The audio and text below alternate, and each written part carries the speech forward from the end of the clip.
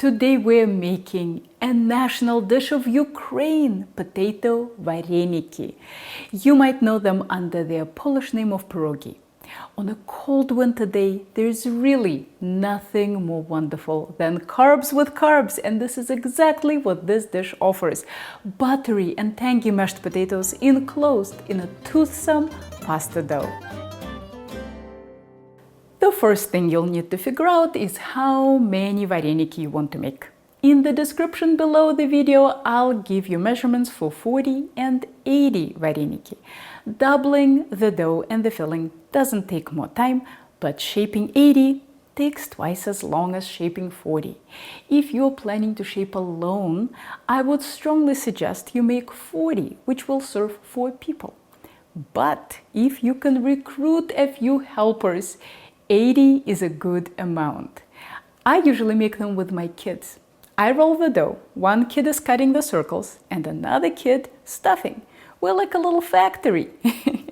Since I just made a video testing pasta dough in various machines, I am swimming in dough here. So what you'll see me make right now is a dough for 40 varenyky, even though normally I make a double batch. Set a bowl on a scale and weigh 300 grams of bread flour. Set another bowl on the scale and add 1 egg, 1 yolk, and enough water to equal 185 grams of wet ingredients if you are located in a very dry climate, like a desert or a typical New England winter. If you are in a more humid climate, go with 175 grams of wet ingredients. Put the flour into the food processor. Pour in the egg water mixture. Add 2 teaspoons of Diamond Crystal Kosher or 1 teaspoon of table salt, or 5.7 grams of any salt weighed on a high precision scale. Run the processor until there is no dry flour remaining. Get all of these clumps out onto a work surface. Don't forget to include what's stuck under the blade and what remains on the walls. Absolutely everything needs to come out. Knead your dough for 1 minute. At first, it will be sticky, and you might need to help yourself with a pastry scraper. After the first minute, it should stop sticking completely. If it's still sticking, knead in more flour during the next 8 minutes of kneading. Even if you aren't adding any flour, you still need to knead the dough for 8 minutes to develop sufficient gluten. If you want to see a thorough tutorial on pasta dough and kneading, look in the description below for a link to my general pasta dough tutorial. It's the same process, just more eggs and less water than this dough. You can't over-knead pasta dough, so if you aren't kneading as quickly as I am, give yourself at least 12 minutes. When the kneading time is up, sprinkle the dough with flour and wrap tightly in plastic wrap. It needs to rest for at least 1 hour at room temperature before you can shape, but longer is fine. You could make this dough in the morning and use it close to dinner time. The filling can be made before you make the dough, after you make the dough, or even a couple of days ahead. But it needs to be cooled to room temperature before you use it. If the filling is warm, the steam will be trapped in the dumplings and make the dough soggy. The exact measurements for the filling are not important. Feel free to eyeball everything. I like a lot of onions in my potato filling. This gives them a wonderful sweetness and much more complexity of flavor. Dice 2 yellow onions. Set a skillet over medium heat and add 2 tablespoons of butter. When the butter is melted, add the onions and a generous pinch of salt. Turn down the heat so that the onions are cooking very gently. Cook stirring occasionally until the onions are translucent. If you want to speed it up, cover them in the first 10 minutes of cooking. Then uncover and continue until they get golden brown. This will take another 10 minutes or so. Peel 2 pounds of Yukon Gold potatoes, rinse them, and cut into 1.5-inch chunks. Put potatoes into a pot, cover with cold water and a lid. Bring to a boil over high heat. Watch the pot carefully so that it doesn't boil over. When you get close to a boil, remove the lid and continue uncovered. Season very generously with salt. Most of the salt stays in the water. In order for your potatoes to taste good, you really need to be generous. Reduce the heat to maintain a gentle simmer and cook for 20 to 25 minutes or until the potatoes are completely tender when pierced with a knife. They should slide right off.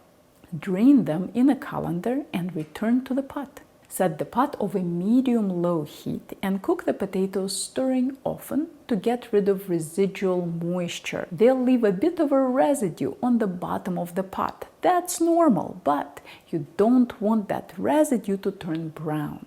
When the potatoes look like they are covered in light fuzz, turn off the pot and add 4 tablespoons of butter, some black pepper, and salt.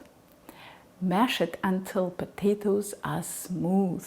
It's important to incorporate the butter in before adding any other ingredients to avoid a mealy texture.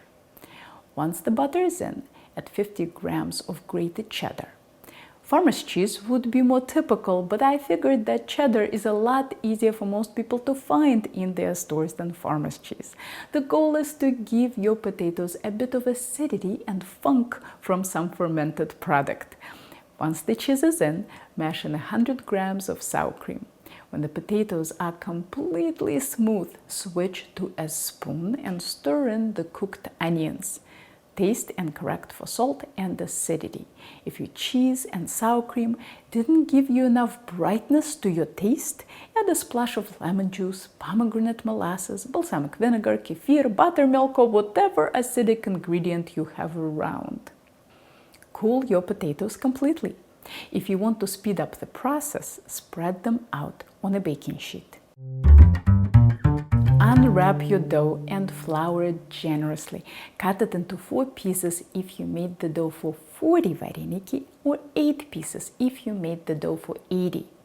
Leave out 1 piece and wrap up all the rest so that they don't dry up. Flour this piece evenly and shake off the excess. Roll it out with a rolling pin to a thickness of a thin pancake. Put it through the widest setting on your pasta machine. For me, that's setting 1. Fold the dough like a letter, 1/3 in and another third in. Reflour, re-roll, making sure you seal the edges with a rolling pin and thin them out. If your dough is too chubby, it will start to ripple up and rip when you put it through the pasta roller. Put it through the rollers with the folded sides on your right and left. Repeat this folding process 2 more times. We're still on the first setting. The goal of this folding procedure is to get rid of air bubbles, work in a bit more flour if our dough is not stiff enough, and to end up with a rectangle. You can do this folding procedure as many times as you want. I usually do it 3 times. Before you start thinning out the dough, check that your rectangle is wide enough for a 3-inch cookie cutter or whatever size you want to use. Now we'll start to thin it out. Put it through the first setting, then the second, then third. Flour it 1 last time. After the 4th setting, it's best to stop flouring the dough. If it's too floury, it will be hard to seal the varenyky.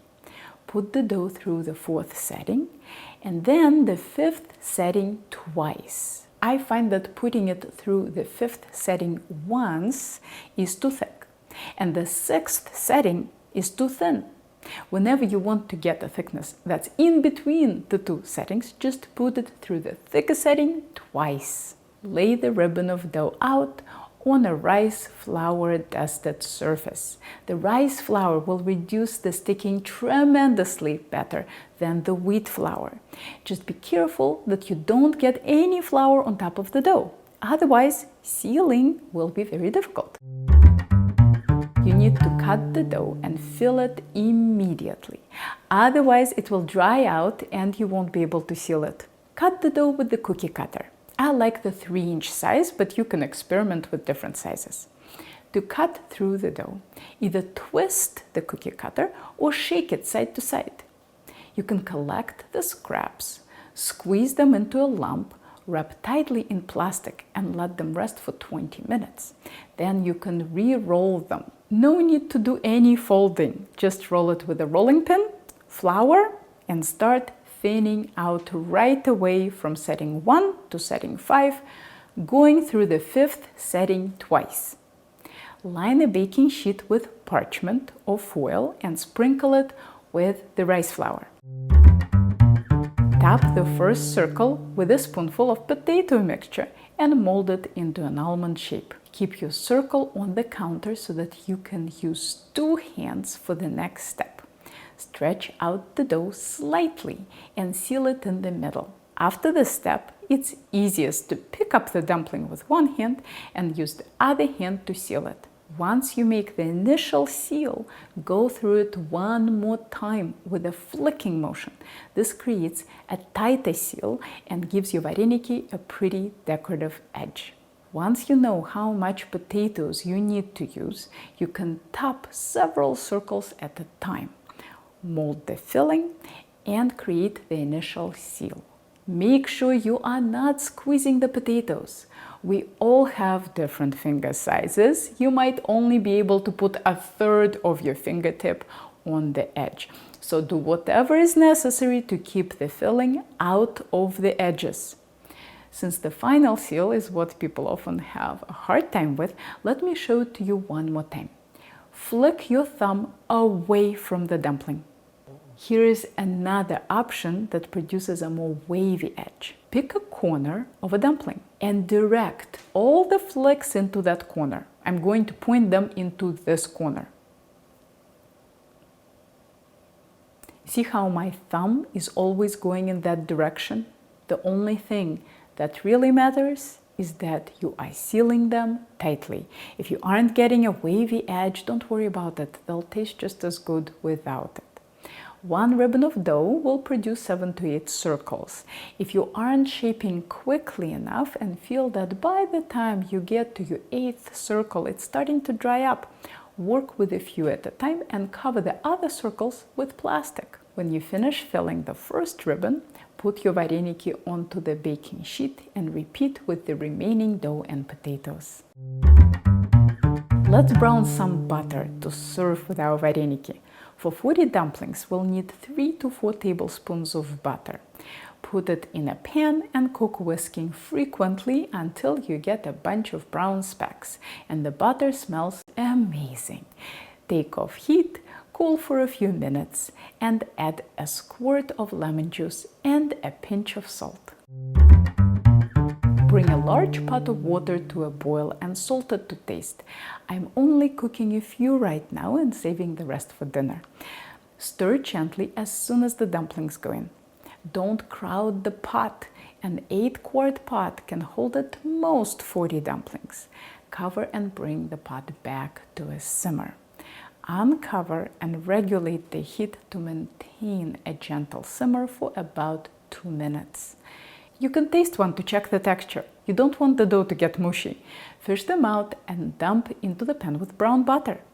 I like to add a couple of tablespoons of fresh butter too to create a creamier sauce. You can serve them with sour cream or for a special occasion combine them with Savoy cabbage braised in porcini mushroom sauce. I already have a video on that and I'll link to it below. I made it for a holiday this year and my family proclaimed it to be the most delicious and the most unphotogenic food. It's basically all brown and beige, but it tastes simply heavenly. I'll give you the long and short storage instructions, including freezing, in the recipe below the video. Here are more very detailed culinary tutorials for you to check out, and if you are ever in the Boston area, maybe I'll see you in one of my classes.